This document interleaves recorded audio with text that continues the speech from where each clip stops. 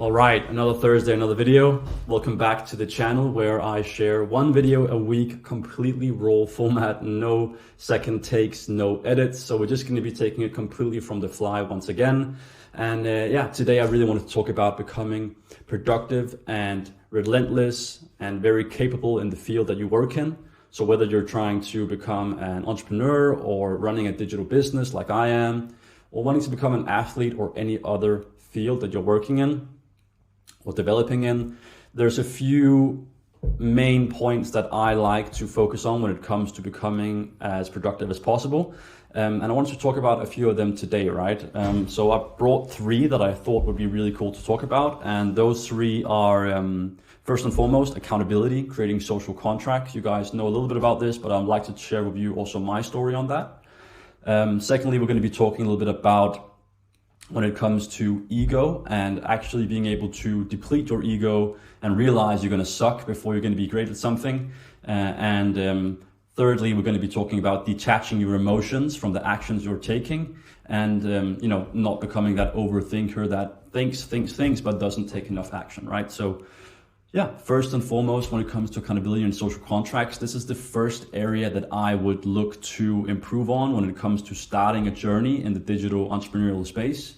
And it's very simple, right? In many cases, you're just going to have to go out there and tell the world what you want to do and who you want to become before you're actually going to become it. It's almost like it's some sort of test, right? If you're willing to really say to your parents and your aunt and your friends and your teacher or whoever that you really want this and you're very passionate about this, you start to become the person that you're actually talking into existence, right? And it seems a bit weird. It seems like, the universe gives back to you and all these things. It's actually quite simple, in my opinion, because for me, at least, I started putting out some short format videos way back when I was starting my journey, just telling people that I quit my job and I was really committed to this. And it really helps yourself also now realize, all right, it's almost like you want to create the effect of like a TV crew running around with you, right? The best example of this is imagining that you're going to run a marathon, right? I'm going to run a marathon in May, and I could have two options, right? I could sign up secretly, I could train for myself, I could eat for myself, work out for myself, just keep a kind of secret, which would be completely fine. But I decided to share that journey, right? So on my Instagram, I post my runs. I tell people I'm going to be running on the 5th of May here in Copenhagen, and almost trying to create the effect of that people are actually following along and like watching me, which means I'm now accountable, right? I told you guys as well that I was going to be posting a video every Thursday throughout 2024, and now I'm accountable to that commitment, right? Because if I don't actually do that now, my status is going to deplete, right? My ego is going to deplete. I've told you guys my commitment. So it's very simple, right? The first thing I would look at is definitely going out there, building some social contracts, right? Tell it to people, let the word spread, and just realize that if you're going to become the person you want to become, there's going to have to be some things that you have to change in your life. Like you have to change the input to change the output, right? So yeah, there's going to be some network and some friends that you're gonna see less. There's gonna be some new scenarios and situations you're gonna be involving yourself in, but overall you want to become that person, so you have to be willing to sacrifice going out every week or whatever that might be in your specific field of work, right? So secondly, when it comes to ego and ego depletion, I know that there's a lot of people that find it very difficult to suck at something. And what I really mean with that is that most people are very happy staying inside their area of expertise, right? They're very comfortable staying inside their area of comfort, right? They're very good in that area. So if you're someone playing tennis, you probably prefer playing tennis because you feel more confident. It's your domain of confidence, right? Domain confidence. So instead of now playing tennis, if you go and play football, you might not have as much confidence in that domain and as much ego because you're going to suck, right? You're going to have to learn things from the bottom, right? And this also applies just in one area. If you're a footballer and you're learning a new skill or anything, right? You're going to realize that in the beginning, you're going to have to learn, you're going to have to look like a mess, whatever it might take, and realize that you have to deplete your ego to actually build your way of doing things, right? Your way of actually becoming successful in that space. So for me, the best thing to do there is just realizing that I've never done this before.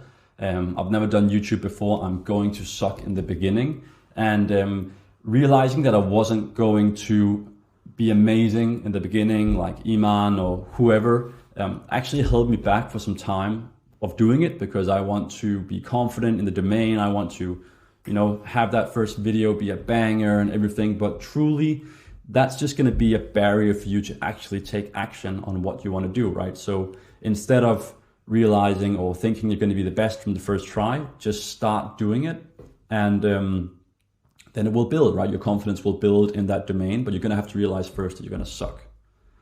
And that also ties very well into my third point when it comes to becoming as productive and capable as possible, which is detaching your emotions and feelings from the actions that you take, right? So I felt that my ego was going to deplete. I felt like I was going to look a bit, it felt a bit uncomfortable. So I held off doing YouTube or recording that video or whatever it might be, right? Going to that meeting, going to that networking event, because I felt a bit uncomfortable about that, right? When it comes to actually wanting to achieve something and realizing that the world we live in is hyper competitive, right? There are people out there, including me and the development I'm in, that don't act on their emotions. They act specifically on what they know they have to do to become that person, right? So if you're the 1.0 version of yourself and you want to become the 2.0 version of yourself, the 1.0 version of yourself is literally gonna fight to stay in that version of yourself, right? There's going to be a lot of pain that you're going to have to go through, in the sense of not necessarily physical pain, but changes, right? You have to change the input, and that comfortable version of the 1.0 version of yourself is going to feel emotions. It's going to be, it's going to suck. It's going to be, why are you waking up at 5 a.m.? We can sleep in, all these things, but exactly, at least you should, build a plan from A to B, or at least from A halfway to B, and what do you have to do to become that guy, to become that person, right? And then you just need to do it. And a lot of people will start on a process or go into monk mode, and then it becomes difficult. And that's really when you'll see some people continue and some people stop, because now they're acting on their emotions, right? Now they're no longer acting because they know what to do. They let their emotions and how they feel dictate what they're going to do. And the reality really is, in the world that we live in, if you want to strive in a world where there's hyper competition, not only in football, but especially also in business and every other field, that if you now operate based on what you're feeling and your emotions, there's simply 0% chance that you're actually going to become that top 5, top 3, top 1, top 0.1% of that field, right? Because there's people out there that doesn't care how they feel, right? It's like everyone can shine on a sunny day, but when it starts to rain, when it's cold, and I know you guys hear a lot of these people out there that are talking these different messages in different formats. Like you have people like Goggins, and you have people like, Andrew Huberman, and other role models that are talking this, saying this in different ways. But the truth just is that if you want to strive in something and you want to become exceptional, become capable in an area, you're gonna have to, at least for some duration of time, make sure that you're depleting your ego in a healthy way and realizing that now I'm gonna do this, I'm gonna do YouTube once a week. That hurts my ego because I know it's not to the level of standard that I would like to operate in. It's not to the level of the standard that I have in my usual domain of confidence.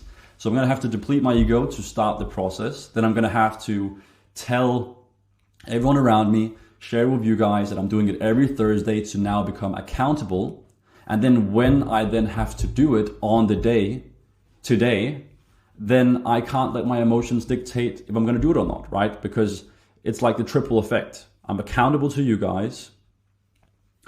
I've realized that I'm going to suck in the beginning, and the emotions around that, they don't dictate if I'm going to do it anyway, right? So the two last ones really go hand in hand in some ways, right? Don't let your emotions dictate the actions that you're going to take, right? Because then you're just perpetually going to fall back and lose, and you're going to stop when it's raining, and then you're going to go again when it's sunny, and you're just going to realize that there's people out there that doesn't care about that just wakes up, follows their checklist to get that one step closer to becoming the business or the football player or the person or the partner or the parent that they want to become.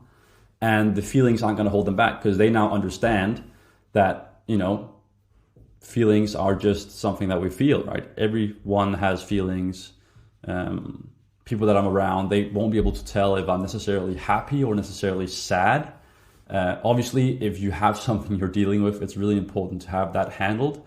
But some days you just feel tired, you just feel miserable. It's just the way that things are, right? You're not going to wake up every day and be completely joyful and looking forward to get your work done, especially when you have to go through those initial phases of hard work, which is just, it's not necessarily entertaining, right? To do outreaches in business or whatever. It's not a sexy process, right? So you're going to have something larger than yourself that has to fuel you. And if you don't have that, if it's just a daily thing and you wake up and you feel and then you act on that, well, then that's going to dictate your progress, right? And you need to take control over that, because that's something you can't control, how you feel when you wake up. Anyway, I'm rambling a little bit now, guys, and I wanted to keep this video relatively short. I hope that gave you some sort of insight when it comes to being productive. Obviously, the three things being keeping yourself accountable with the people around you, building social contracts. Second thing being realizing that you're going to suck in the beginning and you're going to step outside your confidence, your domain of confidence. And the last thing being very important, detaching your emotions from the actions that you're taking, right? So that was this video for today. I'll see you guys next Thursday, and have an amazing week.